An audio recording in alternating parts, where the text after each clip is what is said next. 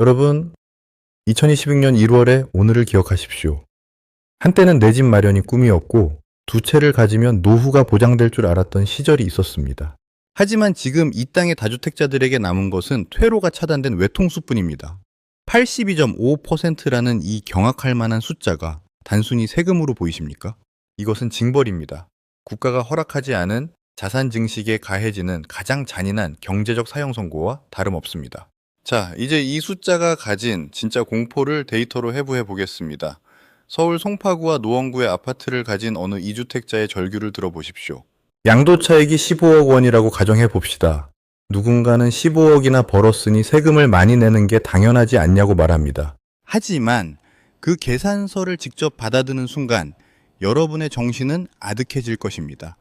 양도세 중과 유예가 끝나는 5월 9일 이후 이 사람의 세금은 5억 6천만 원에서 9억 1천만 원으로 껑충 뛰어오릅니다. 여기에 3주택자라면 10억 6천만 원을 세금으로 내야 합니다. 15억 원을 벌기 위해 수십 년을 버티고 이자를 내며 견뎠는데 정작 내 손에 쥐어지는 것은 4억 원 남짓이고 국가는 앉아서 10억 원을 가져갑니다. 이것이 공정한 사회입니까? 아니면 합법적인 약탈입니까? 더 소름 돋는 사실은 지금 정부의 태도입니다. 중과 유예 종료가 석 달도 채 남지 않았는데 정책의 향방은 안개 속에 가려져 있습니다. 이것은 단순한 행정의 지연이 아닙니다. 다주택자들을 벼랑 끝으로 몰아넣고 누가 먼저 뛰어내리는지 지켜보는 고도의 심리전입니다. 토지거래 허가제라는 쇠사슬로 전세를 낀 거래는 이미 원천 봉쇄되었습니다. 집을 팔고 싶어도 세입자를 내보낼 돈이 없고 세입자를 내보내려니 5월 9일이라는 데드라인이 목을 조여옵니다. 시간이 갈수록 매도자의 협상력은 제로에 수렴하고 시장은 마비됩니다. 정부는 공급을 늘리겠다라고 말하지만 정작 기존의 매물들이 시장에 나오지 못하도록 겹겹이 덫을 놓아버린 꼴입니다. 자, 여기서 우리는 이 거대한 판의 설계도를 읽어야 합니다. 왜 지금 이 시점에 이런 가혹한 잣대를 들이대는 것일까요? 현재 2026년의 한국 경제는 고환율과 고물가, 그리고 PF 부실이라는 삼중고에 신음하고 있습니다. 국가 고가는 비어가고 복지 지출은 기하급수적으로 늘어납니다. 부족한 세수를 어디서 채우겠습니까? 결국 가장 공격하기 쉬운 대상, 바로 다주택자들의 주머니입니다. 사회적 정의라는 이름의 가면을 쓰고 그들의 자산을 사실상 몰수하여 국가의 부채를 메우려는 거대한 음모가 진행되고 있는 것입니다. 이것은 경제 정책이 아니라 부의 강제 재분배를 위한 단두대입니다. 시장을 더 면밀히 들여다보면 기이한 현상이 목격됩니다. 이토록 잔인한 세금 폭탄이 예고되었음에도 불구하고 강남의 핵심 지역에서는 매물이 나오지 않습니다. 오히려 증여 건수가 폭증하고 있습니다. 지난 12월 서울의 증여 건수가 전월 대비 47%나 급증했다는 사실에 주목하십시오. 특히 강남 3구의 증여 비중이 전체의 30%를 넘습니다. 부자들은 이미 깨달은 것입니다. 국가의 80%를 상납하느니 차라리 자녀에게 세금을 내고 물려주겠다라는 결단을 내린 것이죠. 결국 똘똘한 한 채에 대한 집착은 더 강해지고 양극화는 돌이킬 수 없는 수준으로 벌어지고 있습니다. 서민들이 살고 싶어져 하는 지역의 집값은 요지부동인데 정부의 규제는 중산층의 사다리만 걷어차고 있는 형국입니다. 이 상황을 과거의 역사와 비교해 보십시오. 1997년 외환위기 당시에는 돈이 없어서 망했다면은 지금은 돈을 움직일 수가 없어서 망하고 있습니다. 참여정부 시절에도 양도세 중과라는 칼날을 휘둘렀지만 결과는 어떠했습니까? 매물 잠김 현상으로 인한 집값의 폭등이었습니다. 지금 2026년의 상황은 그때보다 훨씬 더 악조건입니다. 이미 시장은 문재인 정부 시절의 학습 효과를 거쳤습니다. 버티면 이긴다는 믿음이 종교처럼 퍼져 있습니다. 그런데 정부는 똑같은 실수를 반복하며 더 날카로운 칼을 들고 나왔습니다. 이것은 시장과의 전쟁이 아니라 국민의 재산권에 대한 정면 도전입니다. 글로벌 시장의 흐름과도 완전히 동떨어져 있습니다. 미국과 유럽의 주요 선진국들은 자본 이득에 대해 적정한 세율을 적용하며 자금의 선순환을 유도합니다. 거래를 활성화시켜 세수를 확보하는 것이 경제의 상식이기 때문입니다. 하지만 한국은 거래의 문을 닫아 걸고 보유세와 양도세를 동시에 올리는 기상천외한 전략을 구사하고 있습니다. 들어올 때는 마음대로였지만 나갈 때는 영혼까지 털려야 하는 호텔 캘리포니아의 공포가 대한민국 부동산 시장에 구현된 것입니다. 더 무서운 사실은 따로 있습니다.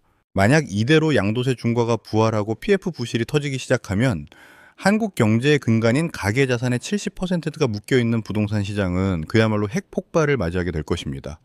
팔고 싶어도 세금 때문에 못 팔고 보유세 때문에 들고 있기도 힘든 상황에서 금리까지 요동친다면 그것은 단순한 가격 하락이 아니라 중산층의 집단적 몰락을 의미합니다. 지금 다주택자들이 눈치를 보는 것은 단순히 돈 몇 푼 아끼려는 심산이 아닙니다. 이것은 생존의 문제입니다. 내가 평생 일궈온 자산이 국가의 정책 한 줄에 의해 휴지 조각이 되느냐 아니면 지켜낼 수 있느냐의 갈림길에 서 있는 것입니다. 자, 이제 우리는 이 냉혹한 느와르의 현장에서 어떻게 살아남아야 할까요? 감상적인 기대나 막연한 낙관론은 버리십시오. 정부가 유예를 연장해 줄 것이라는 기대, 시장이 다시 정상화될 것이라는 희망 고문은 당신의 자산을 갉아먹는 독입니다. 여러분이 반드시 확인하고 실행해야 할 5가지 생존 기술을 제시합니다. 첫 번째, 5월 9일이라는 데드라인을 당신의 생명선으로 간주하십시오. 정부의 발표를 기다리지 마십시오. 정부가 침묵하는 것 자체가 이미 메시지입니다.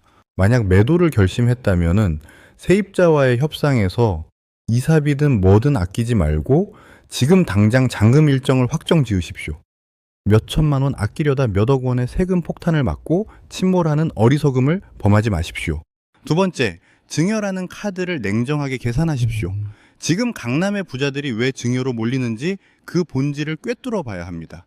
양도세 82%를 내느니 증여세 50%를 내는 것이 훨씬 남는 장사라는 산술적 판단이 섰기 때문입니다.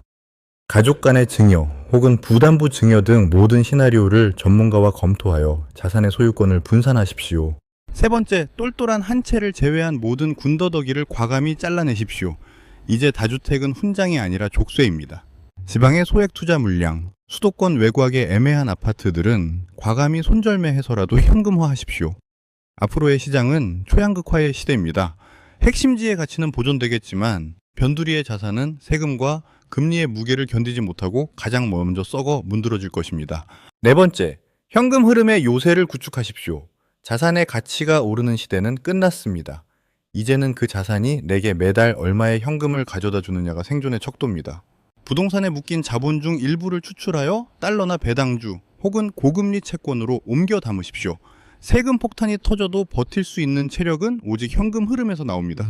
다섯 번째, 정치적 불확실성을 상수로 두십시오. 2026년 하반기부터 시작될 정치적 경랑 속에서 부동산 정책은 언제든 다시 요동칠 수 있습니다. 하지만 한번 정해진 세법의 큰 줄기는 쉽게 바뀌지 않습니다.